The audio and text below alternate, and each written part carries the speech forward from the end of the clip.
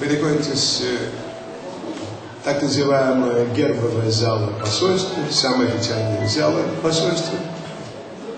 И чрезвычайный полномочный посол Болгарии Пламен Грузлян обратиться к вам.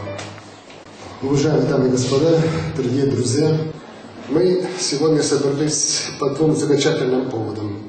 Открытие уникальной выставки произведений графики и проведение традиционного художественного концерта хоровых танцевальных составов участников популярных детских и школьных фестивалей «Друзей Болгарии» в России. Но тот, что вот это Алеша,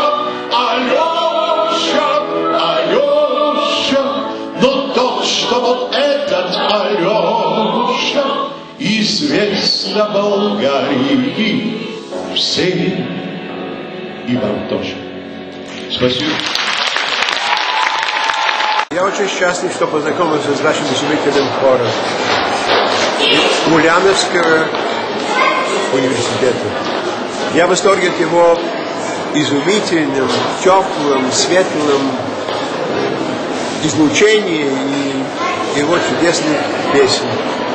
Это хор, который привел нам хорошим вкусом, чудесным звуком и такой обаятельным, многолюдным, голосовым